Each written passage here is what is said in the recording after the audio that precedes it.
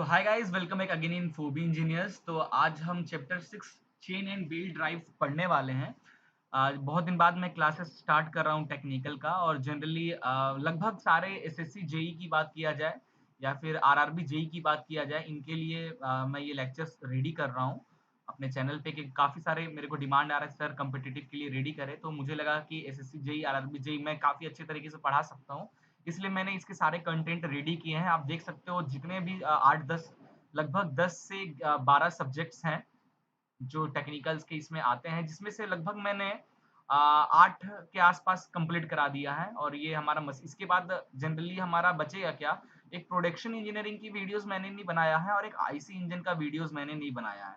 तो ये 2 सब्जेक्ट बचा रह जाएगा। और जनरली मशीन डिज़ाइन, हम जो टॉपिक पढ़ रहे हैं मशीन डिज़ाइन का, ये हमारा टॉपिक है chapter 6 chain and belt drive. तो जैसे कि मैं आपको हर वीडियो में बताता हूँ, हम बहुत ज़्यादा डिटेल में चीज़ें नहीं पढ़ेंगे, क्योंकि डिटेल में चीज़ें एसएससी जूनियर इंजीनियरिंग के एग्जाम्स में नहीं आते हैं। जैसे कि मैं हर बार आपको बोलता हूँ, जेई में और गेट का कंपैरिजन करें तो गेट में 80% के आसपास न्यूमेरिकल क्वेश्चन पूछे जाते हैं और 20% के आसपास थ्योरेटिकल क्वेश्चन पूछते हैं। बट यही एसएससी जेई वगैरह की बात किया जाए तो उल्टा हो जाता है। 20% के आसपास न्यूमेरिकल क्वेश्चन बनते हैं, 80% के आसपास थ्योरेटिकल क्वेश्चन बनते हैं।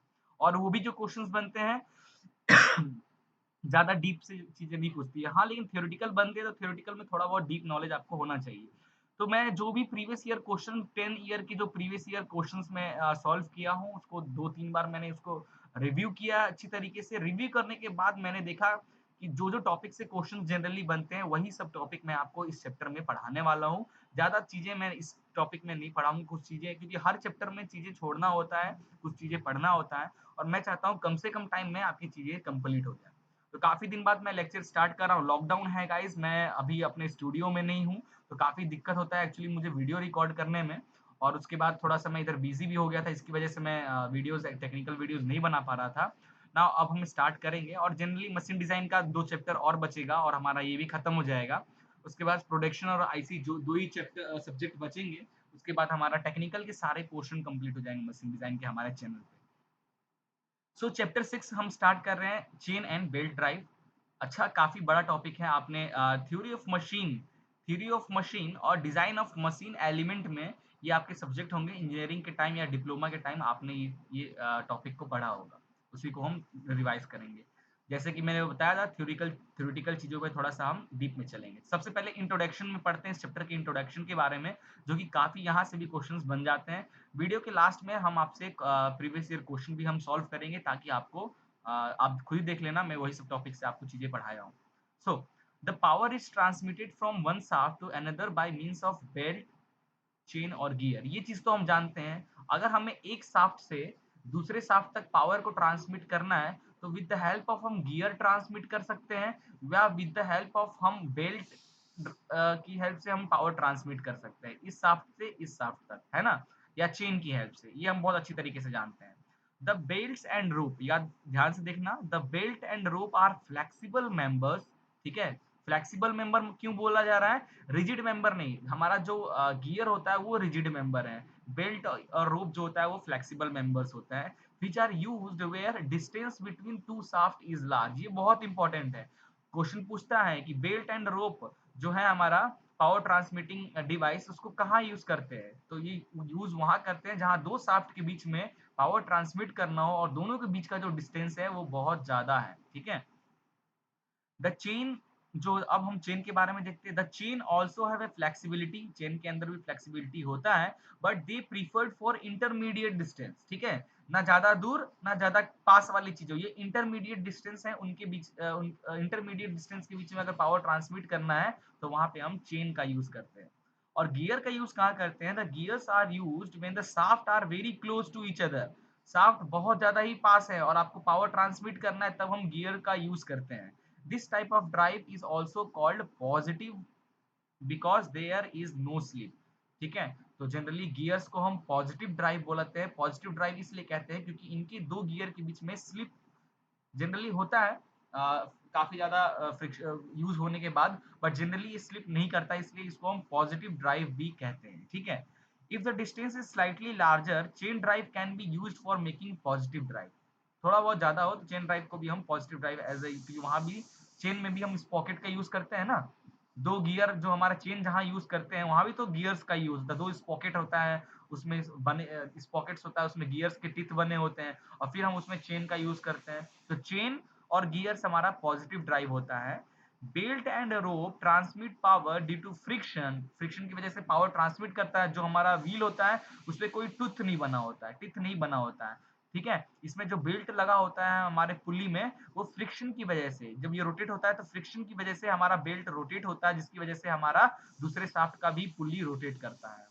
बेल्ट और rope and pulley, there is possibility of slip. अब फ्रिक्शन है तो स्लिप होने का चांस भी बढ़ेगा।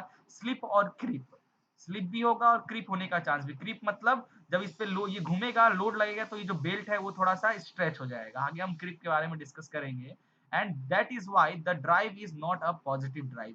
तो हम जो हमारा होता है बेल्ट एंड रोप ड्राइव, इसको हम पॉजिटिव ड्राइव नहीं कहते हैं, इसको हम निगेटिव ड्राइव कहते हैं, because there will be slip and creep.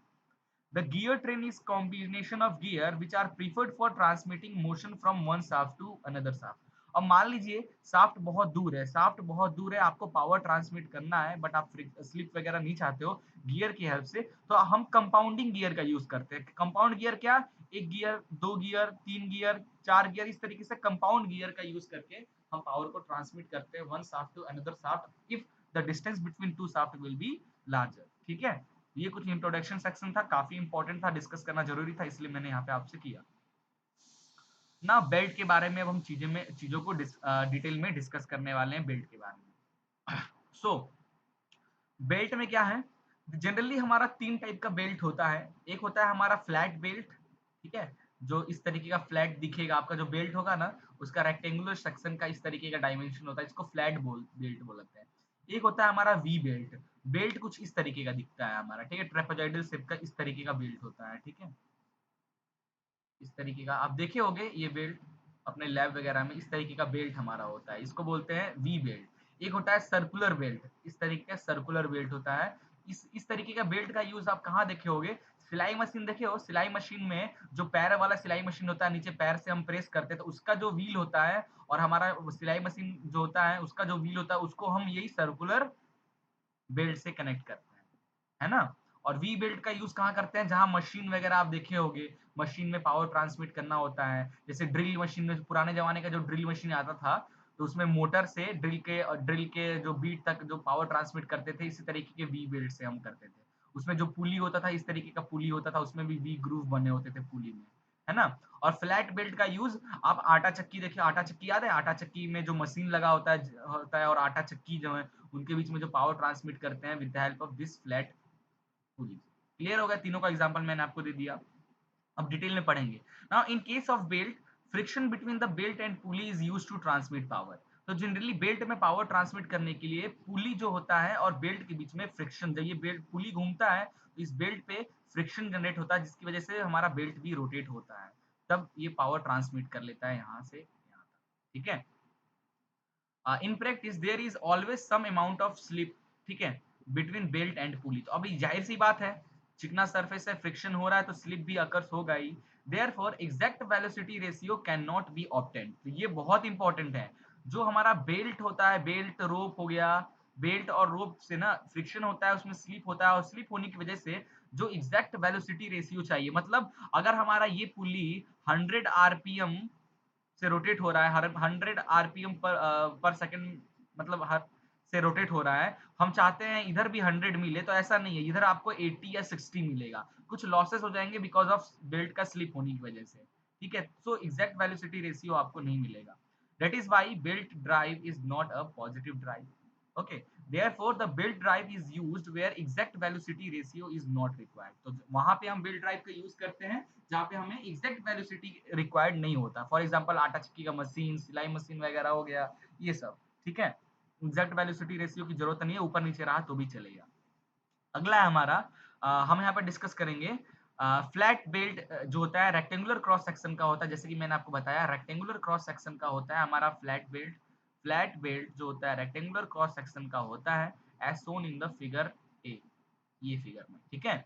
The pulley for the belt is slightly crown. जो पुली होता है ना, पुली इस तरीके का रेक्टेंगुलर सर्कुलर पुली होता है, उसके ऊपर इस तरीके का क्राउन से बना होता है। ये क्राउन इसलिए बनता है ताकि जो बेल्ट है, बेल्ट जो है वो इसके ऊपर मेंटेन रहे, वो निकल के बाहर ना आ जाए, ठीक है। वो क्राउन शेप जो होता है कॉन्वेक्स की तरह, वो सेंटर पे मेंटेन करता है बेल्ट को रखने के लिए, ठीक है। It utilise the friction between the flat surface and belt and pulley, ठीक है। फ्रिक्शन को बढ़ाता है ताकि अच्छे से वेलोसिटी रेशियो ट्रांसफर हो। नाउ द वी बेल्ट, जो वी बेल्ट होता है ट्रेपेजॉइडल इन सेक्शन, जैसे मैं बताया था ये हमारा वी बेल्ट है, इस तरीके कुछ दिखता है हमारा वी बेल्ट, ठीक है। It utilise the force of friction between the inclined slides of the belt and pulley, इसमें फोर्स ऑफ फ्रिक्शन ज्यादा मिलता है क्योंकि जो पुली होता है वो भी हमारा इस तरीके का ट्रेपेजॉइडल शेप का होता है, उसमें हमारा ट्रेपेजॉइडल बेल्ट रहेगा, तो इन दोनों में अच्छी खासी ग्रिप बनती है जिसकी वजह से अच्छा पावर ट्रांसमिट मिल जाता है। They are preferred when distance is comparative shorter distance के लिए हम जनरली इसका यूज करते हैं। फ्लैट बेल्ट जो होता है वो लॉन्गर डिस्टेंस का 80 मीटर से ऊपर वाला, या 80 मीटर भी नहीं, मतलब 10 मीटर से ऊपर के ज्यादा डिस्टेंस आपको चाहिए ना, तो हम फ्लैट बेल्ट का यूज करते हैं। पास जो 1 मीटर या 2 मीटर से कम के पावर ट्रांसमिट करना हो तो हम ये वी बेल्ट का यूज करते हैं। द सर्कुलर बेल्ट और rope is a circular in section, और several ropes also called can be used together, और बहुत सारे एक सर्कुलर बेल्ट अगर जरूरत कम पड़ रहा है तो हम एक दो तीन और सर्कुलर बेल्ट लगाकर पावर ट्रांसमिट करते हैं एक सांप से दूसरे सांप तक, और जनरली इसका 8 मीटर अपार्ट हो चाहे आसपास हो तो वहां पे हम इसका यूज करते हैं, ठीक है। ओके, तो कहाँ थे हम लोग? ठीक है, ये हमारा स्लाइड कंप्लीट हो गया, नेक्स्ट चलते हैं। ओके, तो जो जनरली हम पढ़ने वाले हैं, the belt drive are the following types, आप देख सकते हो, नंबर 1, 2, 3, 4, 5, 6 तरीके के बेल्ट और पुली के कॉम्बिनेशंस बनते हैं। बट जनरली ओपन ड्राइव और क्रॉस ड्राइव के बारे में ही हम देखेंगे, इसके बारे में हम इससे ज्यादा, हम ओपन ड्राइव की जो फॉर्मूला आता है, लेंथ ऑफ बेल्ट और एंगल ऑफ कांटेक्ट, टेंशन वगैरह इन द बेल्ट, ये सब क्रॉस बेल्ट, इससे ही रिलेटेड क्वेश्चंस आते हैं, तो हम इसी पे डिस्कस करेंगे। बट आपको मैं यहाँ पे चीजें दिखा दे रहा हूँ ताकि कहीं पे दिक्कत आपको ना आए। तो देखिए, सबसे पहले ये हमारा ओपन बेल्ट हमारा कुछ इस तरीके का दिखता है, ठीक है। मैं कुछ इसको मिटा देता हूँ, वन बाय वन सबको दिखा के थोड़ा सा एक्सप्लेन कर देता हूँ। ओके,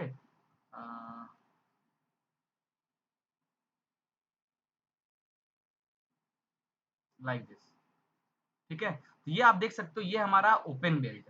ओपन बेल्ट मतलब क्या होता है, यहाँ पे आपका देखिए, ओपन बेल्ट में जनरली अगर पुली आपका अपोजिट डायरेक्शन में जाएगा, अगर ये पुली हमारा क्लॉकवाइज रोटेट हो रहा है तो ये हमारा ड्राइविंग पुली है। ड्राइविंग पुली मतलब जो ड्राइव कर रहा है, ये इसमें मोटर कनेक्ट है, इसमें मोटर कनेक्ट है, और यहाँ पे पावर ट्रांसमिट हो रहा है, पावर ट्रांसमिट हो रहा है। इसको अपन ड्राइविंग पुली, स्पेलिंग गलत है, ड्रीवन पुली होता है, ड्रीवन, ठीक है। ड्रीवन पुली गलत लिखा है, ड्रीवन पुली, ठीक है, ड्रीवन पुली। तो अगर ये क्लॉकवाइज रोटेट हो रहा है तो ये हमारा एंटी क्लॉकवाइज रोटेट होगा। ओपन ओपन का यही होता है, ओपन बेल्ट ड्राइव का यही मतलब होता है कि अगर एक पुली, ड्राइविंग पुली अगर आपका क्लॉकवाइज रोटेट हो रहा है तो, ओह सॉरी, उल्टा बोल दिया मैं आपको उल्टा बोल दिया, ये चीज गलत हो गया, लाइक नॉट दैट। हाँ, तो ओपन बेल्ट ड्राइव का मतलब होता है, अगर आपका जो ड्राइविंग पुली है, ड्राइविंग पुली अगर क्लॉकवाइज रोटेट हो रहा है और आप चाहते हो आपका power transmitting that is driven pulley या फॉलोवर वो भी क्लॉकवाइज रोटेट हो, तो आप ओपन बेल्ट ड्राइव का यूज करना। इस तरीके से ओपन बेल्ट ड्राइव होता है।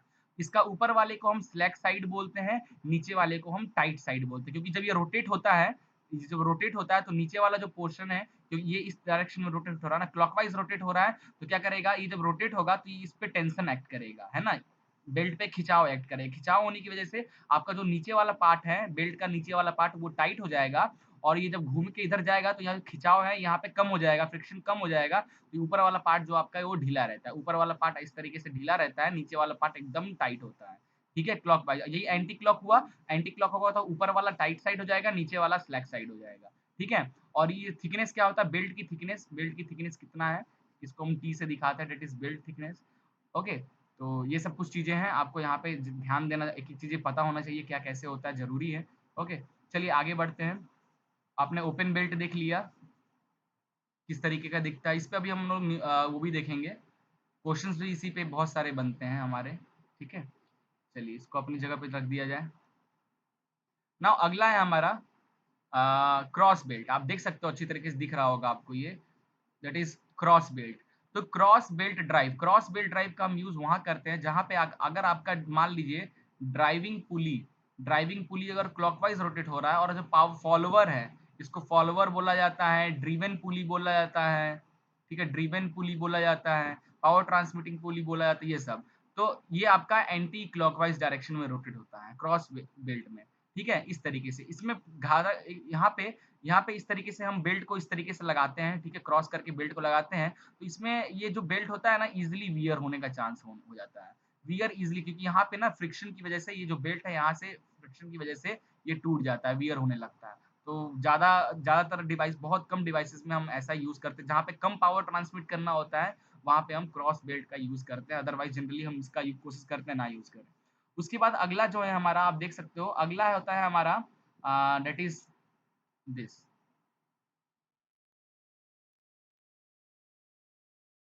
ये देख सकते हो, ये जो होता है 90 डिग्री पे, अगर आपका पुली देखिए, ये इस डायरेक्शन में पुली है, शाफ्ट का डायरेक्शन ये है, और ये शाफ्ट के नीचे वाले शाफ्ट का डायरेक्शन ऐसा है। देखिए ये 90 डिग्री मेंटेन कर रहा है ना। तो इस तरीके से हम बेल्ट को कनेक्ट करते हैं with the help of guide pulley की हेल्प से, इस तरीके से हम बेल्ट को कनेक्ट करते हैं, ठीक है। ऐसे को हम लोग क्वार्टर टर्न बेल्ट ड्राइव कहते हैं, ठीक है। क्या कहते हैं? Quarter turn belt drive. जब भी आपको पावर ट्रांसमिट करना हो 90 डिग्री पे, तो आप क्वार्टर टर्न बेल्ट ड्राइव, इस तरीके के सिस्टम का आप यूज करना, ठीक है। चलिए आगे बढ़ा जाए, इसको अपनी जगह पे रख देते हैं। अगला है हमारा दिस, ओके। अगला है belt drive with single idler pulley. तो जनरली आइडलर पुली का यूज हम इसलिए करते हैं ताकि हम अपने सिस्टम को कभी भी लूज या टाइट कर सके। फॉर एग्जांपल आइडलर पुली का यूज करना चाहिए मशीन्स वगैरह में। ये देखिए हमारा, ये हमारा ड्राइविंग पुली है, ठीक है, और ये हमारा ड्रिवन पुली है। पावर यहाँ पे मोटर कनेक्ट होता है, यहाँ से यहाँ पावर ट्रांसमिट करना है। तो फॉर एग्जांपल कभी कभी क्या होता है, बेल्ट चलते चलते क्रीप की वजह से बेल्ट आपका ढीला हो जाता है, ठीक है। तो फिर ये जो आप एग्जैक्ट वेलोसिटी रेशियो आप देना चाहते हो, ट्रांसफर करना चाहते हो, वो नहीं मिल पाता है। तो उसके लिए हम आइडलर पुली का यूज करते हैं, और आइडलर पुली का हम यूज करके यहाँ पे इस तरीके से बेल्ट में टच करते हैं, ताकि बेल्ट जो है हमारा टाइट हो जाए। और बेल्ट टाइट हो जाता है, और टाइट होने की वजह से हमारा जो हम वेलोसिटी रेशियो चाहते हैं वो इजीली ट्रांसफर हो जाता है। आप इस तरीके से देख सकते हैं, मल्टीपल आइडल पुली का भी हम यूज इस तरीके से करते हैं पावर को ट्रांसमिट करने में। ओके, तो ये भी एक तरीका है सिस्टम को पावर को ट्रांसमिट करने के लिए with the help of belt. ये सारे लॉज ऑफ बोला जाए तो बेल्ट ड्राइव है जनरली, ठीक है। चलिए अगला देखते हैं। अगला हमारा है इस तरीके से पावर ट्रांसमिट करना, इस तरीके के डिवाइस में अगर पावर ट्रांसमिट करना हो, इसको स्टेप्ड और कोन पुली ड्राइव, ठीक है। गियर में मान लीजिए ये वहां यूज करते हैं, मान लीजिए आपको पहले 10 मीटर पर सेकंड स्पीड चाहिए, फिर थोड़ी देर बाद आपको 12 या 15 मीटर पर सेकंड चाहिए, फिर थोड़ी देर आपको 20 मीटर पर सेकंड चाहिए। मतलब गियर की तरह आपको यूज करना है। आपका जो मशीन है वो गियर की तरह अलग अलग स्पीड पे अगर वर्क कर रहा है, तो बेल्ट ड्राइव से आप किस तरीके से अलग अलग स्पीड कर सकते हैं। तो देखिए ये देखिए, ये बड़ा छोटा छोटा डायमीटर का इस तरह 3 पुली लगा है, आपके मशीन में भी 3 पुली लगा होगा, ठीक है। यहाँ पे मोटर रहता है, मोटर में इस तरीके से 3 पुली, और ये ड्रिवन शाफ्ट है, आपके ये मशीन में भी इस तरीके का 3 शाफ्ट रहेगा। तो बड़ा पुली और छोटा पुली को कनेक्ट करेंगे तो स्पीड क्या होगा, कैसा स्पीड मिलेगा ज्यादा। फिर ये 1 राउंड घूमेगा तो ये 4 राउंड घूम जाएगा, है ना। तो अब बड़े मोटर के बड़े डाया में वाले में लगा दो, मशीन के छोटे वाले डाया वाले पुली में लगा दोगे, तो क्या होगा, स्पीड ज्यादा मिलेगा। इसमें स्पीड थोड़ा सा कम हो जाएगा, इसमें स्पीड और कम हो जाएगा कनेक्ट करोगे। इस तरीके से हम बेल्ट को कनेक्ट करके अलग अलग अपने मन मुताबिक गियर चेंज नहीं, बेल्ट की पुली पे चेंज करके अलग अलग हम स्पीड पा सकते हैं, ठीक है। स्टेप्ड और कोन पुली ड्राइव इसे कहते हैं, ठीक है, याद रखना ये। नाउ लास्ट है हमारा compound belt drive. Compound belt drive के बारे में ऑलरेडी हम डिस्कस कर चुके हैं। जैसे यहाँ से यहाँ तक, इस शाफ्ट से इस शाफ्ट तक पावर ट्रांसमिट करना, और बीच में काफी ज्यादा डिस्टेंस है, तो एक और शाफ्ट लगाकर हम यहाँ से यहाँ पावर ट्रांसमिट किए। ये पुली और ये पुली सेम शाफ्ट में होने की वजह से सेम स्पीड से घूमेगा, फिर इसमें हम बेल्ट की हेल्प से यहाँ से पावर ट्रांसमिट कर दिए, तो कंपाउंडिंग कहते हैं इसको, कंपाउंडिंग बेल्ट ड्राइव। ओके, तो आई थिंक ये सब तो आपको क्लियर हो गया होगा। आगे हम बढ़ते हैं टाइप्स ऑफ बेल्ट ड्राइव। सबसे पहले लाइट ड्राइव क्या होता है? Light drive, this are use to transmit small power at belt speed up to 10 metre per second के आसपास अगर पावर ट्रांसमिट करना है बेल्ट से, तो ऐसे में हम उसको लाइट ड्राइव सिस्टम कहते हैं, ठीक है। एज एग्रीकल्चरल मशीन और स्मॉल मशीन टूल में जनरली इसका यूज करते हैं। मीडियम ड्राइव क्या होता है? This are use to transmit medium power at belt speed, ठीक है। 10 मीटर पर सेकंड से लेके 22 मीटर पर सेकंड तक की बेल्ट स्पीड चाहिए, तो ऐसे को हम मीडियम ड्राइव कहते हैं। मशीन टूल में जनरली इसका यूज होता है। अगला है हैवी ड्राइव। हैवी ड्राइव का यूज हम 22 मीटर पर सेकंड से ज्यादा की स्पीड चाहिए, तो ऐसी ड्राइव को हम लोग हैवी ड्राइव कहते हैं, और जनरली जनरेटर, कंप्रेसर वगैरह में हम इसका यूज करते हैं हैवी हैवी ड्राइव का। तो ये light drive, medium drive, heavy drive आपको क्लियर हो गया होगा। चलिए आगे चलते हैं। आई थिंक आपको थोड़ी सी दिक्कत हो रही होगी ये स्क्रीन देखने में, बट थोड़ा बहुत देख लेना, हल्का हल्का मैं चीजें पढ़ के बता दूंगा। So the amount of power transmitted depend upon the following factor. तो आपको यहाँ से यहाँ इस पुली से इस पुली में पावर को ट्रांसमिट करना है, इस पुली से इस पुली में पावर को ट्रांसमिट करना है।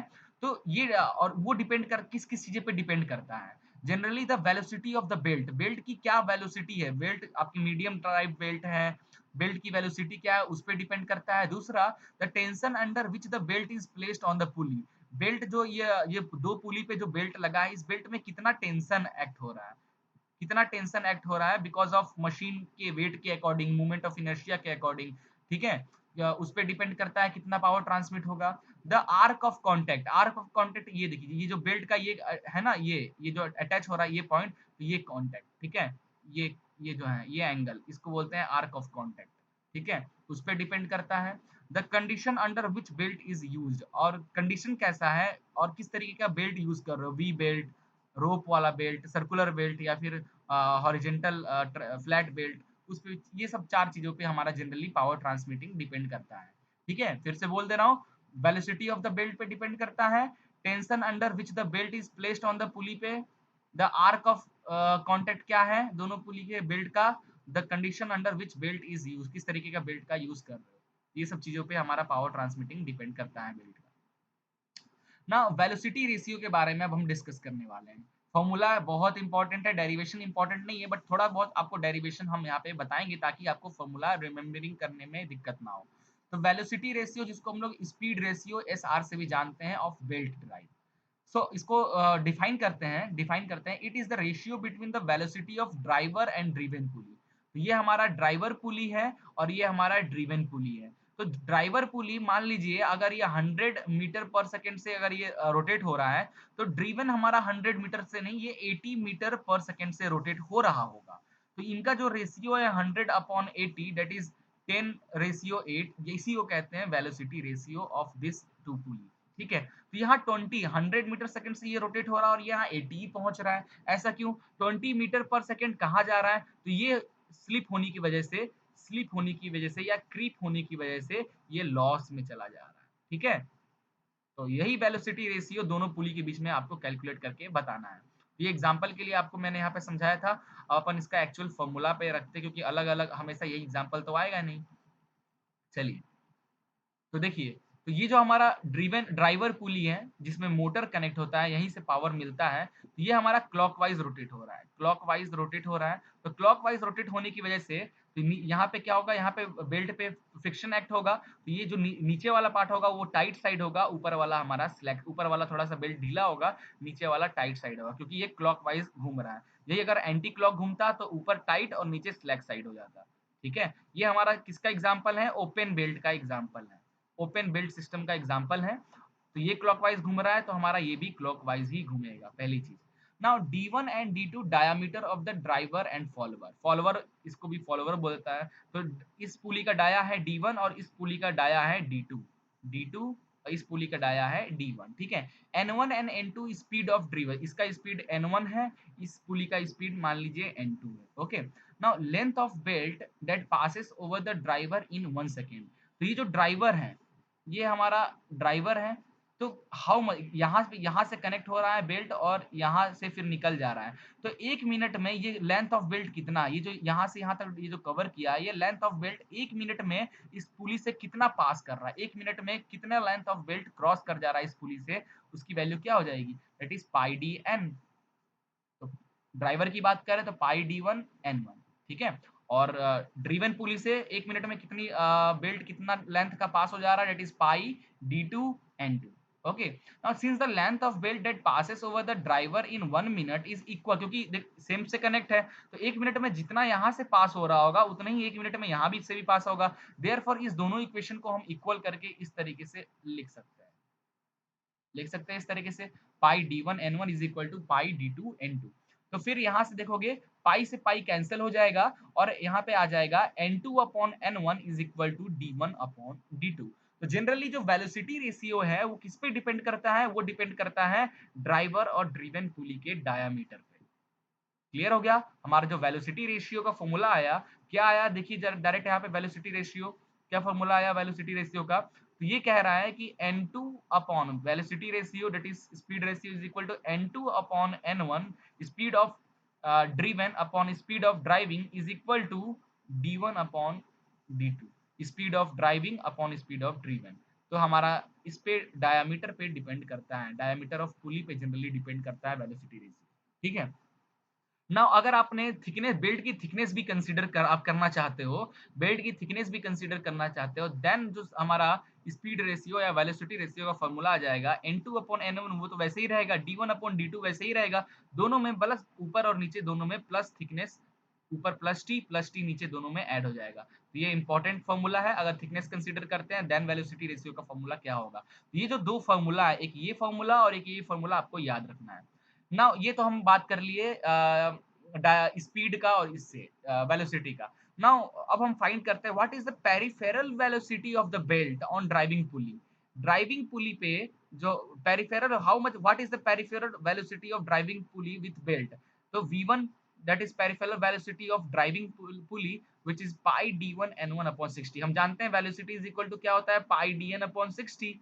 तो हम इस पुली का चाहते हैं तो इस पुली को v1 is equal to pi dn n1 upon 60 metre per second. ये पेरिफेरल वेलोसिटी हो गया ड्राइविंग पुली का। तो ड्रिवन पुली या फॉलोअर पुली का क्या हो जाएगा, v2 पाई d2 n2 upon 60 metre per second. इस तरीके से हो जाएगा। तो ये दोनों आपको जनरली, आप ये फॉर्मूला तो बचपन से पढ़ते ही आ रहे हो, तो आप तो आसानी से पेरिफेरल वेलोसिटी बता सकते हो। ठीक है, आगे देखते हैं velocity ratio of compound belt. अब अगर कंपाउंडिंग हो रहा है, ठीक है, देख सकते हो हमारा ये 1 है, ये हमारा सेकंड पुली है, ये हमारा थर्ड पुली है और ये हमारा फोर्थ पुली है।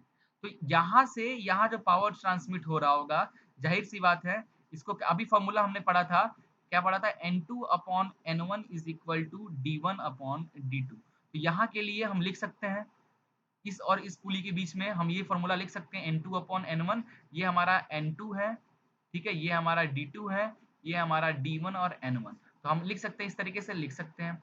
अब ये जो है हमारा, और ये हमारा n3 है और d3 है, तो इसका डायामीटर तो अलग है बट n3 जो है वो n2 के इक्वल होगा, क्योंकि सेम शाफ्ट पे है, सेम शाफ्ट पे पुली लगा हुआ है, तो दोनों की पुली की स्पीड तो हमारी सेम होगी, तो n3 is equal to n2। अब मैं इसके और इसके बीच में अगर करूं तो क्या फॉर्मूला बन जाएगा, इसकी स्पीड n4 और डाया d4, तो क्या हो जाएगा सेम इसकी तरह, d4 upon n4 upon n3 is equal to d3 upon d4। ठीक है, अब देखिए ये इक्वेशन 1 हो गया, ये इक्वेशन 2 हो गया, दोनों को हम क्या करते हैं, मल्टीप्लाई कर देते हैं। तो कितना पुली कितना है इसमें, 1 2 3 4, ओके, मल्टीप्लाई कर देते हैं तो n2 upon n1 into n4 upon n3 is equal to d1 upon d2 into d3 upon d4, इस तरीके से। अभी मैंने बताया n3 और n2 इक्वल है, तो ये दोनों कट जाएगा और आ जाएगा n4 upon n1 is equal to d1 upon d2 into d3 upon d4। ये देखिए आ गया। तो इससे क्या समझ में आ रहा है, n1 पहले वाले पुली का स्पीड और n4 आखिरी वाले पुले का स्पीड, इन दोनों का डिवाइड। तो generally velocity ratio speed of last driven, अब बहुत सारे कनेक्ट हो तो सबके लिए तो इस तरीके से फॉर्मूला डिराइव करके मल्टीप्लिकेशन तो करोगे नहीं, इतना तो टाइम तो है नहीं। तो मान लीजिए मल्टीपल बहुत सारे लगे हैं, तो कुछ नहीं करना है, speed of last driven, last driven की स्पीड दैट इज क्या है उसका n4 upon speed of first driven का क्या है n1 is equal to product of diameter of drivers, जितने भी ड्राइवर्स हैं, ठीक है। तो जैसे ये देखिए ये हमारा क्या है, ड्रीवन है, ओके, ड्राइवर, ड्रीवन पुली, ये ड्राइवर है, ये ड्रीवन हो जाएगा। अब ये ड्रीवन है तो ये इसके लिए क्या हो जाएगा, ये ड्राइवर हो जाएगा और ये हो जाएगा ड्रीवन हो जाएगा, है ना। तो इस product of diameter of drivers upon product of diameter of drivens कर दोगे तो इस तरह अगर मान लीजिए 6 कंपाउंडिंग है तो पहले और लास्ट का n6 upon n1 is equal to d1 upon d2 d3 upon d4 d5 upon d6 इनको मल्टीप्लाई करके डायरेक्ट फॉर्मूला आपका स्पीड रेशियो निकल गया, स्पीड रेशियो। ठीक है, चलिए नाउ नेक्स्ट डिस्कस करते हैं स्लिप ऑफ बेल्ट। तो स्लिप ऑफ बेल्ट क्या होता है, ऑलरेडी मैं तब से आपसे बताते जा रहा हूँ, फ्रिक्शन की वजह से कभी कभी slip, sometimes the frictional grip becomes insufficient. This may causes some forward motion of driver without carrying the belt. ये हमारा ड्राइवर पुली है, इस पे हमारा बेल्ट लगा हुआ है। तो कभी कभी इनसफिशियंट पुली और बेल्ट के बीच में इनसफिशियंट फ्रिक्शन ना होने की वजह से क्या होता है, हमारा पुली तो घूम जाता है बट बेल्ट हमारा आगे नहीं बढ़ पाता है। That is known as slip. This is called slip of the belt and generally expressed in the percentage, और जनरली इसको परसेंटेज ऑफ स्लिप कहते हैं। तो अगर S1 that is slip percentage, देखिए S1 slip between the driver and belt. तो driver पुली जो होता है इसमें मोटर कनेक्ट होता है, बार बार इसलिए बता रहा हूँ ताकि कंफ्यूज ना हो, उसको S1 से डिनोट करते हैं। S1% it is slip between the driver and belt, S2 slip between the belt and follower. ठीक है, अब देखिए थोड़ा सा डेरिवेशन इसलिए मैं आपको बता रहा हूँ ताकि थोड़ा सा फॉर्मूला आपको रिकॉग्नाइज हो, अदरवाइज तो आपको तो बस ये फॉर्मूला याद रखना है, काम खत्म। ये फॉर्मूला और एक फॉर्मूला ये याद करना है।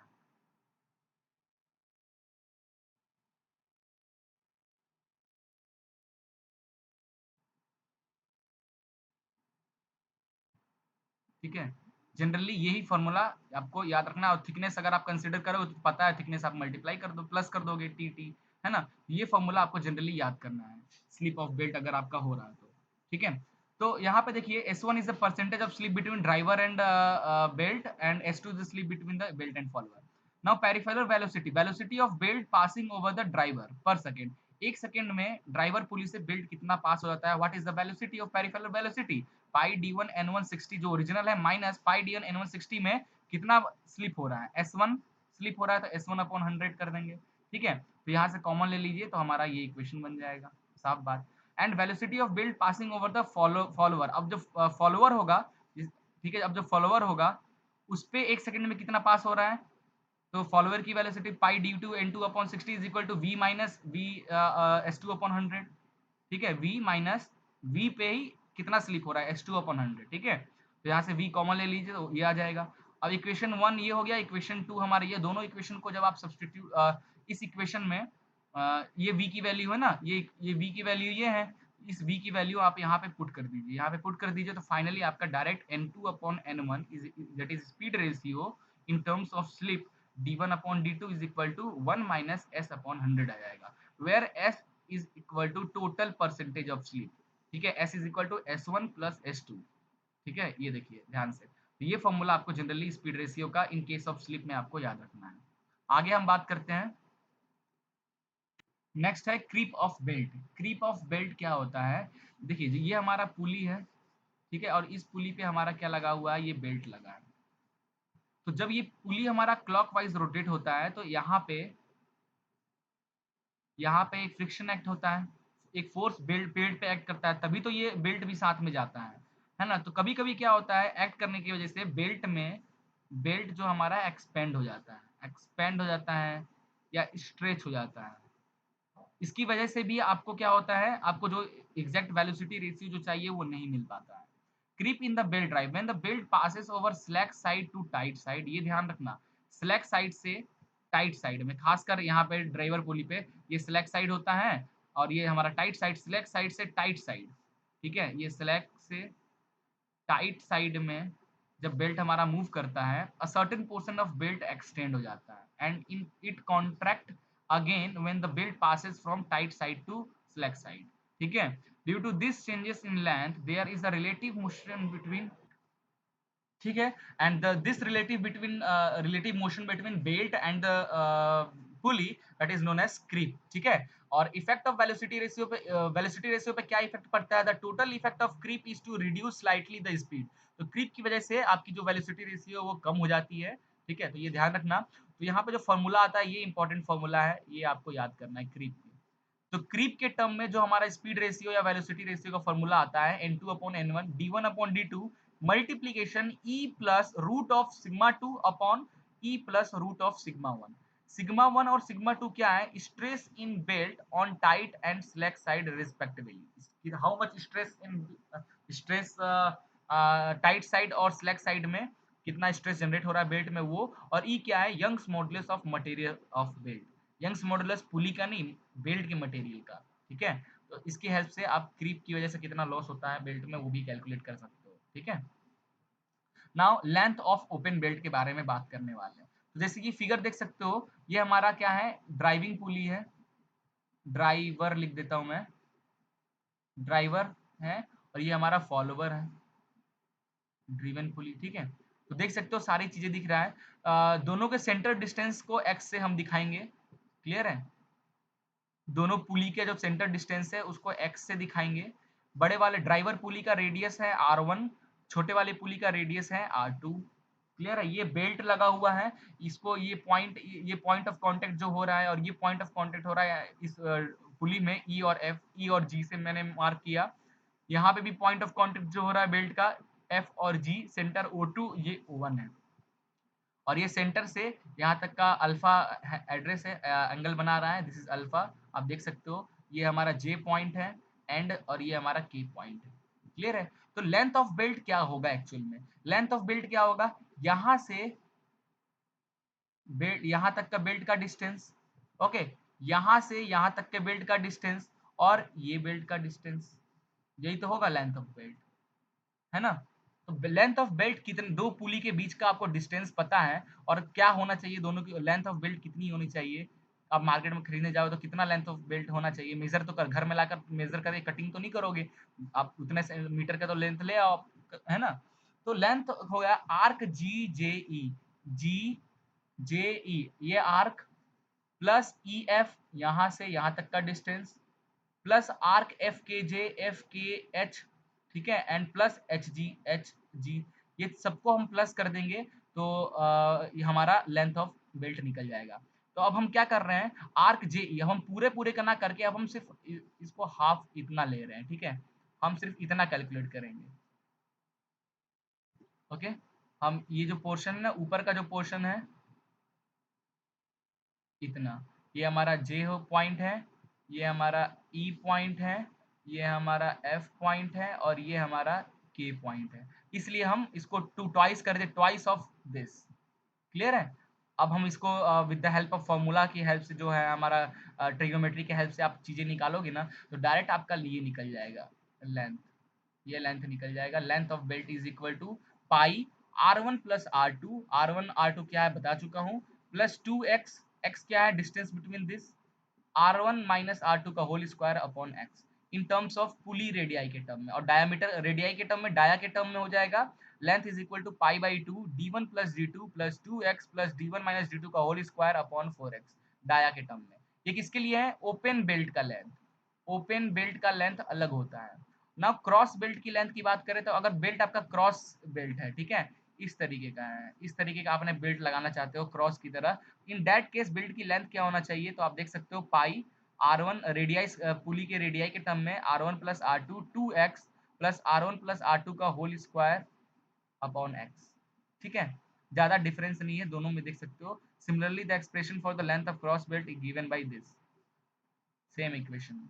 ठीक है, डायमीटर टर्म में बस एक चीज ध्यान देना, ओपन बेल्ट में यहाँ का माइनस का साइन लगा हुआ है, यहाँ माइनस का साइन लगा हुआ है ना,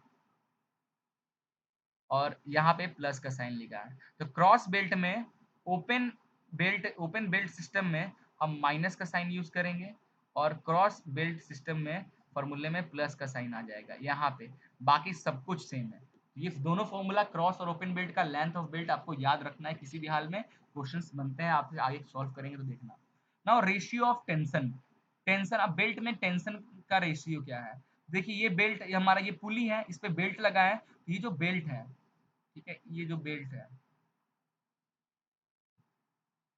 ऊपर में बेल्ट में टेंशन टी एक्ट हो रहा है, नीचे कुछ टाइम बाद टेंशन, बेल्ट में जो टेंशन है, okay sorry, this this is the belt, okay now this, ये हमारा बेल्ट लगा इस तरीके से, है ना। तो नीचे T1 टाइट साइड का टेंशन, स्लैक साइड का बेल्ट में टेंशन, ठीक है। तो ये हमारा सेंटर है, तो सेंटर से ये T tension, T plus del T, और ये जो फोर्स लग रहा है ये नॉर्मल हमारा सब चीजें लिखी है। Tension T in the belt at P, P point पे टेंशन कितना हो रहा है, क्यू पॉइंट पे टेंशन कितना हो रहा है, ठीक है। और सेंटर से कितना निकल रहा है, ये सब चीजें लिखा गया है, सारी चीजें यहाँ पे। और फ्रिक्शनल फोर्स कितना होता है, F is equal to mu into R N, R N is the normal reaction force, ठीक है। तो अब ये डेरिवेशन लिखा, डेरिवेशन की जरूरत नहीं है आपको, अदरवाइज आप इसका टेक्नोमेट्री सेक्टर देखो, सेकंड है, इसको मैंने थोड़ा सा फ्री बॉडी डायग्राम बनाया, और आप इंजीनियरिंग मैकेनिक्स में फ्री बॉडी डायग्राम बहुत अच्छी तरीके से जानते हो बनाना, ठीक है। ये इस डायरेक्शन में ये रोटेट हो रहा है, तो फ्रिक्शन क्या होगा, अपोजिट डायरेक्शन में ऊपर की ओर लगेगा, म्यू आर एन फ्रिक्शन। बाकी सब चीजें सेम है, आप इस तरीके से डिराइव करते जाओ, तो फाइनली आपका जो फॉर्मूला आ जाएगा ये फॉर्मूला, और यही फॉर्मूला आपको याद करना है, tension in belt, T1 upon T2 is equal to e power mu theta, ये आपको फॉर्मूला याद करना है, ठीक है। अब इसमें भी लोगों को डाउट, सर इसमें म्यू क्या है, थीटा क्या है। अच्छा, इसी इक्वेशन को सॉल्व करने टाइम लॉग के टर्म में सॉल्व करेंगे, तो ये ई पावर म्यू थीटा है, तो इसको लॉग लगा दूं तो मैं इधर हो जाएगा log 2.3 log T1 upon T2 is equal to mu theta, इस तरीके से लिख सकते हैं लॉग लगाकर, है ना, आसानी से सॉल्व हो जाएगा, फिर आप इजिली सॉल्व कर सकते हैं। म्यू क्या है, where mu is the coefficient of friction between belt and pulley, ठीक है, बेल्ट और पुली के बीच में कितना कोफिशिएंट ऑफ फ्रिक्शन है वो। और थीटा क्या है, थीटा है आर्क ऑफ कांटेक्ट, ये जो हमारा पुली है और ये जो बेल्ट आया है, ये बेल्ट आपका जो कनेक्ट हुआ है, ये सेंटर से ये जो बेल्ट का जो है आर्क ऑफ कांटेक्ट, ये जो बना रहा है ये थीटा, आप देख सकते हैं ये theta angle, that is arc of contact, ये है हमारा थीटा। ये बहुत इंपॉर्टेंट फॉर्मूला है, ratio of tension in belt, आपको याद रखना है, ठीक है। चलिए आगे बढ़ते हैं। अच्छा, मैं यहाँ पे डेरिवेशन आपको इसलिए नहीं समझा रहा हूँ क्योंकि जरूरत नहीं है, फार्मूला बेस पे डायरेक्ट क्वेश्चंस बनते हैं ये, बट मैं इसको पूरा डेरिवेशन इसका बहुत अच्छी तरीके से मैंने यूनिवर्सिटी लेवल में जहाँ पढ़ाया है, आप टोन के प्लेलिस्ट में जाना, यूनिवर्सिटी लेवल की चीजें जहाँ पढ़ाया है उसमें बहुत अच्छी तरीके से मैंने डिफाइन किया है, तो आप वहां से पढ़ सकते हो, ठीक है। अगला हम लोग पावर ट्रांसमिट करते हैं, बेल्ट कितना पावर ट्रांसमिट करता है। तो power transmit, let T1 with the tension on the tight side, T2 is the tension in the slack side of the belt, V is the speed of the belt in meter per second, then power transmit हो जाएगा, power transmit, power is equal to tension in tight side minus tension in slack side of belt into V, velocity, that is speed of belt in meter per second, और इसका जो unit जो आएगा power वाट में, ठीक है। तो ये बहुत इंपॉर्टेंट फॉर्मूला है, काफी क्वेश्चन बनते हैं इस टॉपिक पे, याद रखना। एक और आता है, फॉर मैक्सिमम पावर ट्रांसमिशन के लिए स्पीड का जो फॉर्मूला होता है वो होता है T up tension upon 3m, where T is the maximum tension. इस फॉर्मूले की वजह से भी, इस फॉर्मूले की मान लो स्पीड नहीं दिया है, v की वैल्यू नहीं दिया है, तो आप इस तरीके से v की वैल्यू निकालोगे, तो स्पीड इज इक्वल टू क्या हो जाएगा, v इज इक्वल टू हो जाएगा root T upon 3m, where T is the maximum tension in the belt, tight side और स्लैक साइड का दोनों टेंशन निकालो, जो मैक्सिमम होगा उसकी वैल्यू लिखना है।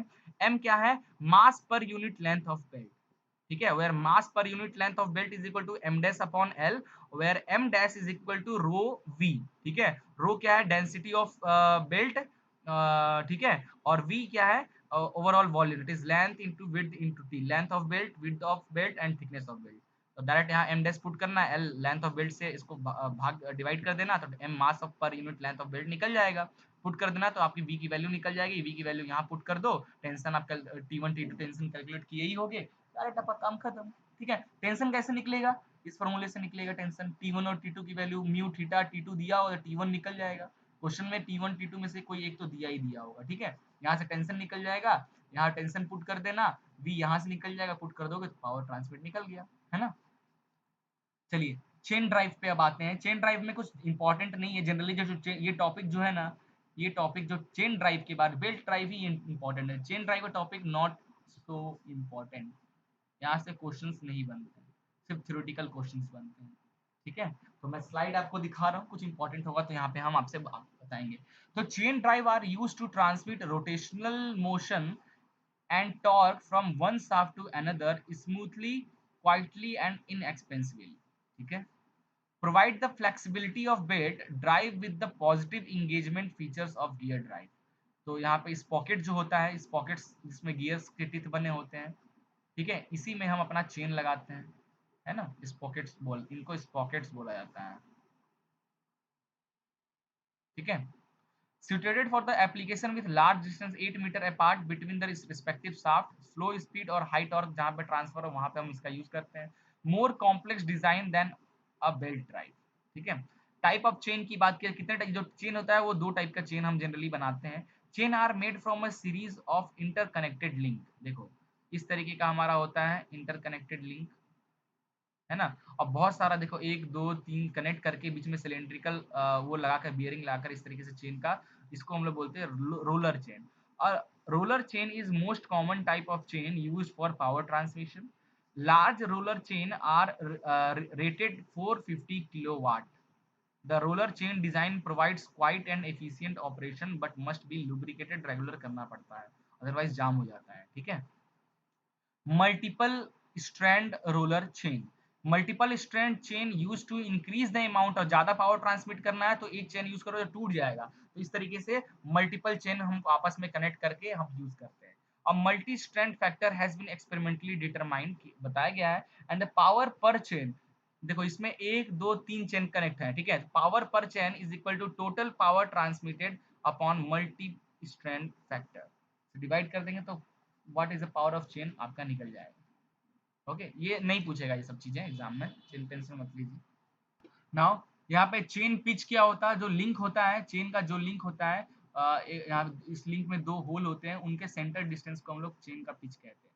Chain are classified by pitch से ही जनरली क्लासिफाई करते हैं, क्योंकि जो लिंक होता है ना, लिंक का कुछ लेंथ होगा और वो जनरली उसको पिच से हम डिफाइन करते हैं। तो यहाँ से यहाँ तक का जो डिस्टेंस है, यहाँ से यहाँ तक का जो डिस्टेंस है सी डिस्टेंस, तो इसमें नंबर ऑफ लिंक कितने लगेंगे, नंबर ऑफ लिंक कितने लेंगे, इसका फॉर्मूला होता है कि how much number of link connected so it can be easily fit on that pockets, ठीक है। कभी कभी एक स्पेशल टाइप का भी लिंक यूज करते हैं, कब यूज करते हैं स्पेशल टाइप का लिंक, जब हमारा डिस्टेंस थोड़ा, मतलब मान लीजिए ऐसे मैंने लिंक लगाते गया और जो लास्ट लिंक है, लास्ट जो लिंक के बीच में गैप बहुत कम है, मतलब हाफ ही लिंक वहां पे हमको यूज करना है, तब हम एक स्पेशल टाइप का लिंक यूज करते हैं जो छोटा होता है और इजिली कनेक्ट कर देता है, ठीक है।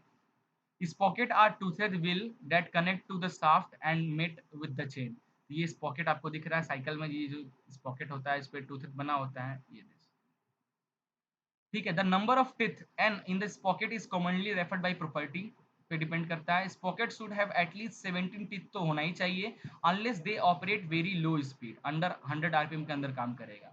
The largest sprocket should normally have no more than 120 से ज्यादा टीथ नहीं होना चाहिए, जो लार्जर पॉकेट है उसका, ठीक है। It is preferably to have an odd number of teeth on the driving sprocket, जो ड्राइविंग जो है, मतलब जो ड्राइव कर रहा है ड्राइवर जो है, ड्राइवर स्पॉकेट जो है, उस पे जो टीथ है उस पे ऑड नंबर वाला टीथ 17 19 इस तरीके की नंबर ऑफ टीथ होने चाहिए, and even number of pitches होने चाहिए, ठीक है। In the chain to avoid special link को अवॉइड करना है तो ये कंडीशन होना चाहिए आपका, ठीक है। The pitch diameter d of this pocket is measured pitch diameter इस pocket का center से, ठीक है। The pitch diameter of this pocket with n teeth, and teeth, that is number of teeth on this pocket, chain with a pitch, chain का जो link लगा रहे हो उसके pitch का distance, ठीक है, ठीक है। Therefore diameter जो diameter of इस pocket होना चाहिए उसकी ये फॉर्मूला है, pitch of link upon sin 180 degree upon n, and it is number of teeth, ठीक है। और चेन की लेंथ की बात करें तो चेन की लेंथ का फॉर्मूला ये होता है, चेन की लेंथ और बेल्ट की लेंथ का दोनों का अलग फॉर्मूला है, तो ध्यान देखना, ठीक है। सी क्या है, डिस्टेंस बिटवीन स्पॉकेट, अभी मैंने पीछे दिखाया, ये देखिए C, centre distance between two sprocket, ठीक है, ये सी है। पी क्या है, pitch of the link, link जो लगा रहे हो उसकी पिच की length. N two N one क्या है, स्पॉकेट वन ड्राइवर और ड्रिवन की स्पीड। अब बाकी सब चीजें आपको पता ही है, ये फॉर्मूला याद करना है आपको, ठीक है। जनरली याद कर लो तो ठीक है, बट इससे क्वेश्चंस नहीं आते, मैं प्रीवियस क्वेश्चन अभी सॉल्व करूंगा तो आप देखना नहीं आते हैं क्वेश्चन जनरली इस टॉपिक पे, ठीक है। Now the centre distance for a given chain length, अब कभी कभी सेंटर डिस्टेंस हमें चेन का लेंथ के अकॉर्डिंग सेंटर डिस्टेंस भी डिसाइड करना पड़ता है, तो उसके लिए हमारा ये फॉर्मूला है, आप देख सकते हो, where angle of theta is the angle of contact, ठीक है। तो ये कुछ फॉर्मूला है इंपॉर्टेंट, क्लियर है। तो आई थिंक आपको क्लियर हो गया होगा ये टॉपिक पूरा, इतना ही चीजें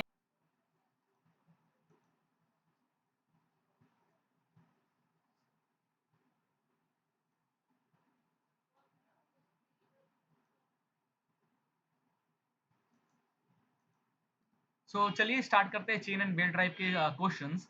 सबसे पहला क्वेश्चन थोड़ी जल्दी जल्दी करेंगे, काफी लेंदी वीडियो भी हो गया है, ठीक है। Creep in belt occurs due to, क्या होता है क्रीप जब बेल्ट में अकर्स होता है तो क्या होता है? Uneven contraction and extraction of belt. Option D is your right answer, tick लगा हुआ है, आप देख सकते हो, ठीक है। ओके नेक्स्ट चलते हैं। In belt drive the centrifugal tension, तो टिक लगा हुआ है वो तो आप डायरेक्ट बता दोगे, बस इसके पीछे का लॉजिक क्या है वो जानना जरूरी है, ठीक है। जो क्रीप का तो डेफिनेशन मैंने जस्ट अभी पढ़ाया है, इसलिए मैंने आपको ये नहीं बताया कि वैसे भी क्रीप जब होता है तो अनइवन कॉन्ट्रैक्शन और एक्सटेंशन की वजह से हमारा क्रीप होता है, जिसकी वजह से वेलोसिटी रेशियो डिक्रीज होने लगता है। सेकंड क्वेश्चन है 6.2 का। In belt drive the centrifugal tension read, option में है reduce the speed of driven wheel, reduce friction between the belt and pulley. तो देखिए ध्यान से देखिए, हम जानते हैं कि power of belt, power transmitting in belt का फॉर्मूला क्या होता है? T1 minus T2 into velocity, where T1 is equal to T2 को क्या लिख सकते हैं? 1 अपॉन ई का पावर म्यू थीटा लिख सकते हैं टेंशन वाले फॉर्मूले से, इंटू वी, इस तरीके से लिख सकते हैं, है ना। तो यहां से आपका आ जाएगा फाइनली T1, ठीक है। यहाँ से आज आपका सॉरी यहाँ भी T1 आएगा ना, T1 दिस टेंशन ये फॉर्मूला, क्योंकि T1 अपॉन T2 होता है ई पावर म्यू थीटा, ई पावर इस तरीके से लिख सकते हैं। तो T1 कॉमन ले लेंगे तो बचेगा 1 माइनस 1 अपॉन ई का power mu theta into velocity. तो यहाँ से ये हो जाएगा T1, और इस पूरे एक्सप्रेशन को मैं K डैश से रिप्रेजेंट कर देता हूँ, ठीक है, और ये V, ये इक्वेशन आ गया। सो अगर हम सेंट्रीफ्यूगल टेंशन को कंसीडर करते हैं, अगर वो जीरो है, if centrifugal tension will be zero, then the value of T1 is equal to क्या हो जाएगा? Maximum tension in belt minus centrifugal tension, और if centrifugal tension will be zero then T1 is equal to T max हो जाएगा ना। अगर हम TC की वैल्यू जीरो की इक्वल ना रखें तो T1 की जो वैल्यू आएगी वो क्या आ जाएगी? T maximum tension minus TC, ये आ जाएगा, है ना। अगर मैं इसको पुट करूं इस इक्वेशन में, ये जो हमारा है पावर इज इक्वल टू आया है T1, तो यहाँ पे T maximum K dash V when TC is equal to zero, when TC is equal to zero हमने लिया था, ठीक है। और और पावर की वैल्यू आ जाएगी T max minus TC K dash V, है ना, when TC is not equal to zero. तो यहां से क्या समझ में आ रहा है कि पावर ट्रांसमिशन सेंट्रीफ्यूगल टेंशन ना होने की वजह से, सेंट्रीफ्यूगल टेंशन अगर है, अगर सेंट्रीफ्यूगल टेंशन क्या in a belt drive the centrifugal tension अगर है, तो पावर की वैल्यू यहाँ पे मैक्सिमम आ रही है, ठीक है। और सेंट्रीफ्यूगल टेंशन नहीं होने की वजह से देखो यहाँ पे पावर क्या हो रहा है? डिक्रीज हो रहा है। So we can conclude that for the in belt drive the centrifugal tension reduce friction between belt and pulley ring, और फ्रिक्शन रिड्यूस होने की वजह से पावर ट्रांसमिशन भी कम हो जाएगा। ओके, तो इस तरीके से ये क्वेश्चन को करना है। आई थिंक क्लियर हो गया होगा इसके पीछे का लॉजिक, ठीक है। चलिए आगे बढ़ते हैं। अगला है हमारा creep in belt is due to uneven extension and contraction, बार बार पूछा जा रहा है ये क्वेश्चन। अगला है हमारा for maximum power transmitted by belt the maximum permissible tension in the belt will be thrice the centrifugal tension, ठीक है। याद रखना ये चीज हमने आपको बताया नहीं कि power transmission will be thrice of maximum power transmission transfer by the belt is the thrice of centrifugal power, ठीक है। ओके, और यही अगर मैं पूछूं टाइट टाइट साइड का पावर ट्रांसमिशन, तो P1 टाइट साइड से लिखेंगे तो इसका आएगा ट्वाइस ऑफ सेंट्रीफ्यूगल, ठीक है। और ये मैक्सिमम परमिसिबल के पूछे तो thrice of this, and tight side का पूछे तो twice of centrifugal power transmitted, ठीक है। चलिए तो ऑप्शन सी इसका सही आंसर हो गया। अगला 6.5 क्वेश्चन देखते हैं, पहले इसको मिटा दिया जाए। ओके नेक्स्ट क्वेश्चन है this for a flat open belt drive the belt speed is इतना, बेल्ट की स्पीड दिया हुआ है दिस इज, ठीक है। तो अपन इसको बी से लिख देते हैं 880 metre per minute, and power transmitted is 22.5 kilo watt, ठीक है। मीटर पर मिनट में है तो इसको मीटर पर सेकंड में कन्वर्ट कर लेते हैं, तो 880 को 60 से डिवाइड कर देंगे, ये जो इक्वेशन है मीटर पर सेकंड में कन्वर्ट हो जाएगा वेलोसिटी। ठीक है, what is the difference between the tight side and slack side tension of the belt? Tight और स्लैक साइड के टेंशन में क्या डिफरेंस है वो निकालना है। पावर की वैल्यू है, तो देखो पावर से हम निकाल सकते हैं, पावर इज इक्वल टू होता है T1 टाइट साइड का टेंशन स्लैक साइड का टेंशन इनटू वेलोसिटी, निकाल सकते हैं ना इस तरीके से। तो यहाँ से T1 माइनस T2 की वैल्यू निकल जाएगा क्या, पावर अपॉन V, पावर की वैल्यू दिया दे रखा है 22.5 और V दे रखा गया है 880 डिवाइडेड बाई 60। तो यहाँ से T1 माइनस T2 की वैल्यू आपकी निकल जाएगी, डिफरेंस इन दिस, डिफरेंस निकल है, डिफरेंस इन ये tension of tight and slack side, ये डायरेक्ट वैल्यू निकल जाएगा 1534.1 न्यूटन के आसपास, जिसको आप 1540 न्यूटन 1540 न्यूटन भी लिख सकते हो। डायरेक्ट हो गया, ठीक है, डायरेक्ट पावर बेस पे फॉर्मूला पे था, आंसर हमारा आ गया। ठीक है, चलिए आगे बढ़ते हैं। अगला है the power transmitted by means of belt depends upon, power transmitted velocity of belt बताया था ना स्टार्टिंग में ही, tension of belt, arc of contact, सारे पे डिपेंड करता है पावर ट्रांसमिटिंग, स्टार्टिंग में ही वीडियो के मैंने आपको बताया था। नेक्स्ट चलते हैं, the difference between tension on tight side and select side will be इतना, डिफरेंस दिया है, ये सब क्वेश्चन में कराना नहीं चाह रहा हूँ, अभी तो कराया था। T1 माइनस T2 की वैल्यू दे रखा गया कितना, 3000 न्यूटन, अभी हमने कराया, और स्पीड दे रखा गया है कितना, 15 मीटर पर सेकेंड। क्या निकालना है, पावर निकालना है, तो पावर इज इक्वल टू क्या होता है, 3000 इंटू 15, डायरेक्ट हो गया 45 किलोवाट में कन्वर्ट कर लेना, है ना, एक ही बार में आंसर निकल गया, इसमें क्या है। चलिए आगे बढ़ते हैं। नेक्स्ट 6.8 क्वेश्चन में चलते हैं। 7 का हो गया ना, okay. Now the difference between tension of, ये हो गया, mass per unit length of the belt of an open belt drive इतना दिया है, mass per unit length, M की वैल्यू दी रखी है ये क्वेश्चन में। ठीक है, तो देखिए ध्यान से यहाँ पे क्या हो जाएगा, मास दिया है, एम की वैल्यू दी रखा गया, वी दिया है, क्या निकालना है, सेंट्रीफ्यूगल टेंशन, सेंट्रीफ्यूगल टेंशन का फॉर्मूला होता है क्या, mass per unit length of belt upon V square, सारी एम की वैल्यू दी है, बी की वैल्यू दी है, कुछ कन्वर्ट नहीं करना, डायरेक्ट आप कर दो, डायरेक्ट 150 न्यूटन आपका आंसर निकल जाएगा। ठीक है, ओके। अगला क्वेश्चन है the angle of we belt, याद रखना है, बहुत इंपॉर्टेंट क्वेश्चन है, 40 डिग्री। ठीक है, वी बेल्ट का एंगल कितना रहता है, 40 डिग्री, बहुत इंपॉर्टेंट है, याद रखना है। आगे बढ़ते हैं हम लोग। Now the sum of tension when the belt is running on the pulley is more than twice the initial tension। ठीक है, ये इंपॉर्टेंट क्वेश्चन है, इसको भी याद रखना है। कैसे इसका सॉल्व हो, इसके पीछे का लॉजिक क्या है, ध्यान से देखिए, फॉर्मूले पे हम चलते हैं थोड़ा सा। The sum of tension when the belt run on the pulley, तो टाइट साइड पे जब हमारा बेल्ट जब रन करेगा तो उसमें जो टेंशन होगा T1 टेंशन, वो कितना होगा, इनिशियल टेंशन में टाइट साइड का है ना प्लस एक्स्ट्रा टेंशन, और स्लैक साइड की बात करें, स्लैक साइड की बात करें तो T2 that is initial tension में से कुछ हमारा डेल T माइनस हो जाएगा, where T not is initial tension, therefore T not की वैल्यू, दोनों को सॉल्व किए, टी नॉट की वैल्यू निकल जाएगा T1 प्लस T2 अपॉन 2, इसको लिख सकते हैं T not is equal to T1 plus T2। तो slack sum of slack side and tension side का is equal to twice of initial tension, तो more than twice of initial tension, option C is your right answer. ठीक है,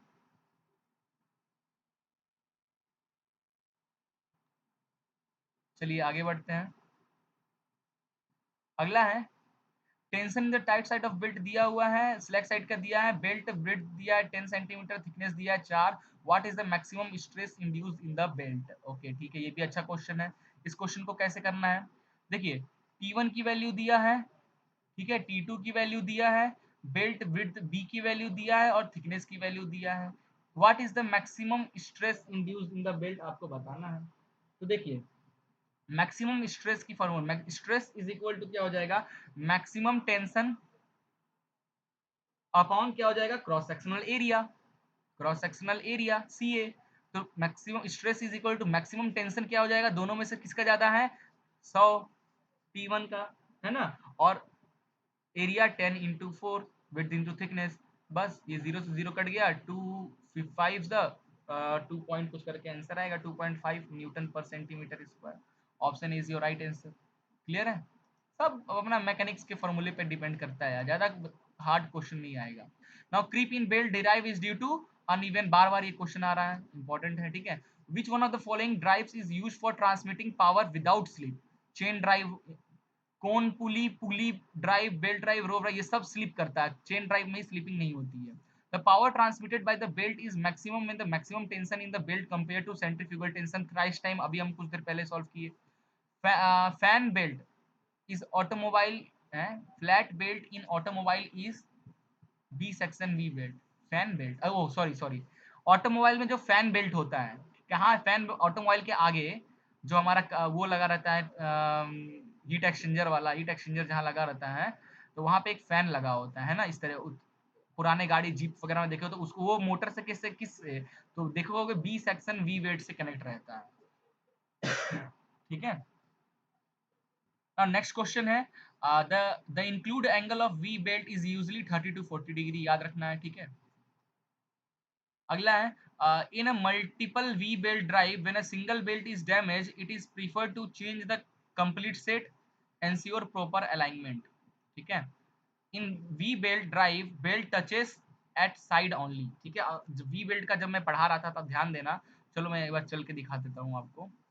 V belt जब मैं पढ़ा रहा था तो कहाँ था वी बेल्ट, ये देखो, ये भी देखो वी बेल्ट, ये रहा वी बेल्ट का, इसको थोड़ा मिटाऊं, तो वी बेल्ट में देखो पूरा साइड का जो पार्ट होता है वही टच होता है, सेंटर वाला पार्ट टच नहीं होता है, ठीक है।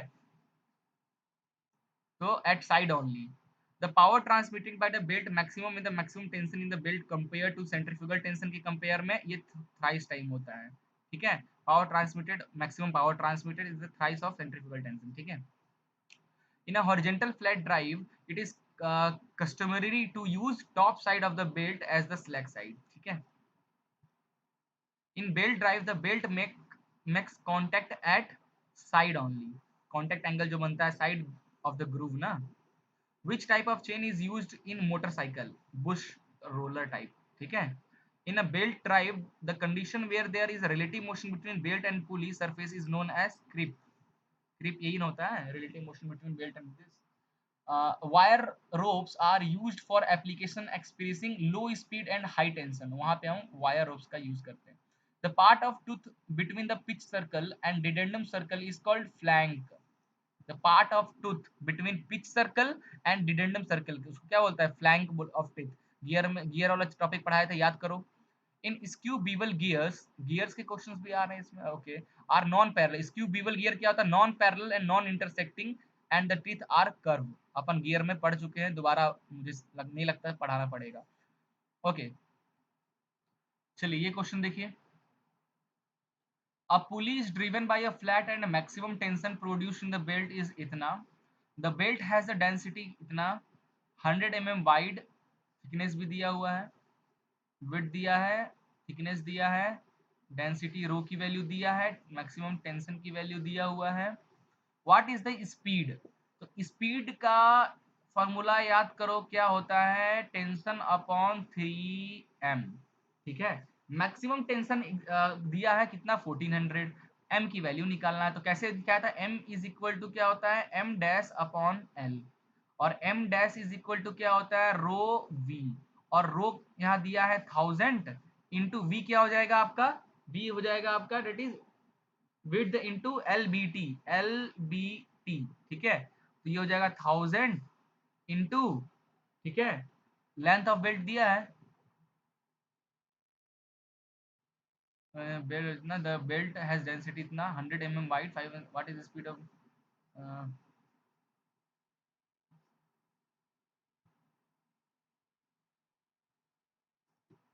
0 पॉइंट वाइड दिया है, थिकनेस दिया है ना, हाँ तो ठीक है। तो ये mm में है, इसको आप मीटर में चेंज कर लो, 0 पॉइंट, लेंथ ऑफ बेल्ट यहाँ दिया नहीं है तो रहने दो, बी और टी को यूज करते हैं। बी है 0 पॉइंट, इसको ले लो 0.1 मीटर इंटू थिकनेस 5 mm है, तो ये हो जाएगा 0 पॉइंट,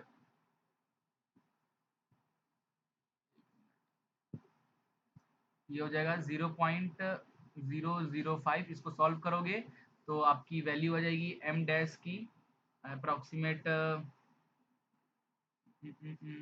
ओके नहीं, इंटू एल यहाँ भी रहेगा। अब m इज इक्वल टू होता है m डैश, तो m डैश की वैल्यू है 1000 into L into 0.01, sorry 0.1 only, into 0.005 upon L, तो एल से एल कैंसिल, m की वैल्यू आ जाएगी आपकी कितनी, 0.5 के आसपास। कुछ नहीं, यहाँ पे पुट कर दो, ये हो जाएगा 1400 डिवाइडेड बाई 3 इंटू 0.5 और इसका रूट निकाल दो तो डायरेक्ट आंसर निकल जाएगा 30.55। क्लियर है? चलिए आगे बढ़ते हैं। नहीं समझ में आया गाइस तो थोड़ा सा बैक करके फिर से देख लेना, टाइम कम है इसलिए जल्दी जल्दी मैं आपको बता रहा हूँ।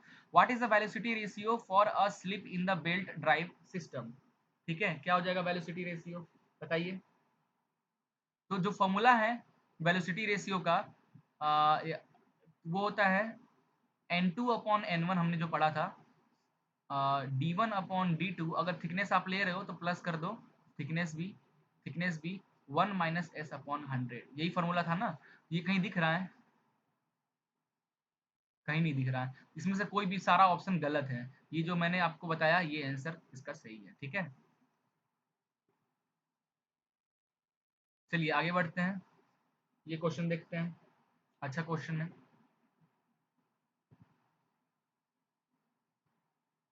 चलो इस क्वेश्चन को थोड़ी देर बाद करते हैं, पर लास्ट में करेंगे, ओके, थोड़ा सा लेंदी है इसलिए। चलिए ये क्वेश्चन देखिए, आसान है। The power transmission takes place from a pulley of diameter 1 metre running at dia दिया है 1, स्पीड दिया है n1 की वैल्यू दिया है, पुली टू डाया d2 की वैल्यू दिया है, means of belt determine the speed. ठीक है ना यार, n2 अपॉन n1 दिया है, d1 अपॉन d2 कैलकुलेट कर लो, 100 निकल जाएगा एक ही बार में। ठीक है, क्या फर्जी फर्जी क्वेश्चन है। चलिए अगला क्वेश्चन देखते हैं। What is the velocity ratio of creep के टर्म में? तो क्रीप के लिए क्या फॉर्मूला बताया था मैं, याद कीजिए। क्रीप के लिए जो फॉर्मूला मैंने आपको बताया था, क्रीप के केस में n2 upon n1 is equal to क्या हो जाता है, d1 upon d2 into e plus root of sigma 2 upon e plus root of sigma 1। कहीं है इसमें? कोई नहीं है, सारा ऑप्शन इसमें का सारा ऑप्शन गलत है, जो मैं यहाँ लिखा हूँ ये सही है। ठीक है, चलिए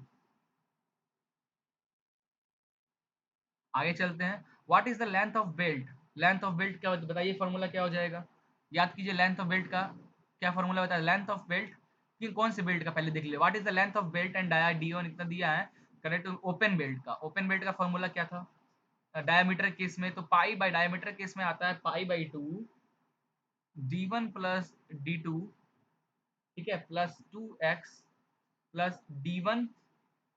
ओपन बेल्ट है ना, तो ओपन बेल्ट में क्या साइन यूज करते हैं, ओपन बेल्ट में हम प्लस का साइन यूज करते हैं। मैं भी थोड़ा सा कंफ्यूज हो गया हूँ इसमें, ओपन बेल्ट में okay okay okay okay okay, open belt में माइनस का साइन यूज करते हैं ना। यस, ओपन बेल्ट में देख लीजिए ये फॉर्मूला है, माइनस का साइन ओपन बेल्ट में आता है।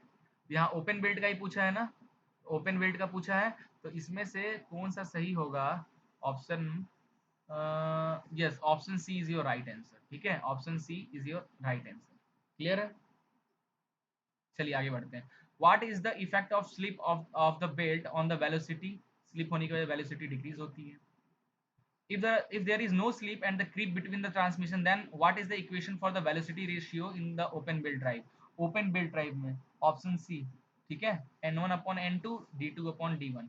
जनरली अपन ने कैसे पढ़ा है इसको, अपन ने पढ़ा है n2 अपॉन n1, एक ही चीज है ना है यार, लेकिन अपन ने इसको n2 upon n1 is equal to d1 upon d2 इस तरीके से पढ़ा है, एक ही चीज तो है। ठीक है, चलिए आगे चलते हैं।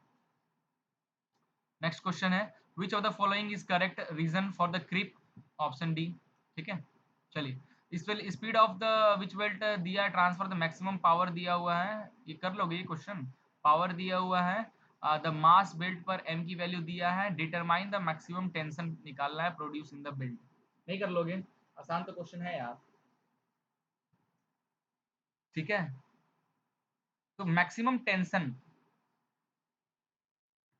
maximum tension produced in the belt is equal to thrice of centrifugal tension, which is equal to thrice of mv square, which is equal to thrice into m कितना दिया है 0.6 into v की वैल्यू दिया है। हम्म अच्छा ये power नहीं, sorry speed दिया है, सॉरी सॉरी सॉरी, स्पीड दिया है 30 मीटर पर सेकेंड, 30 का स्क्वायर सॉल्व करोगे तो 1620 आंसर आ जाएगा डायरेक्ट। ठीक है, चलिए आगे देखते हैं। ये देखिए फॉर्मूला पावर का T1 minus T2 into V, direct answer हो जाएगा, option A is your right answer. The correct option for the occurrence of total slip in the belt drive occurs when total slip, तो angle of creep then angle of rest, total creep. The ratio of tension of tight side, tension of belt, direct फॉर्मूले पे put करो यार, क्या होता है formula, T1 upon T2 is equal to e power mu theta, है ना। तो क्या रेशियो दिया है 5.0 दिया है, which is equal to 5.0. What is the power transmitted by the belt if the tension of the right side of the belt is इतना, T1 की वैल्यू दे रखा गया and the velocity of the belt V की value दे रखा गया है, ठीक है। तो देखो यहाँ से T2 निकल जाएगा आपका, कैसे, T1 की वैल्यू कितना दिया है 5000 upon T2 is equal to 5, यहाँ से T2 निकल जाएगा कितना 5, एक दो 1000 निकल गया T2। Power is equal to क्या होता है T1 minus T2 into we, we दिया है, ठीक है। क्या फाइंड करना है, स्पीड फाइंड क्या करना, what is the power find करना है। T1 का आपके पास है, T2 है, वी है, पुट करो निकल जाएगा 100, ठीक है।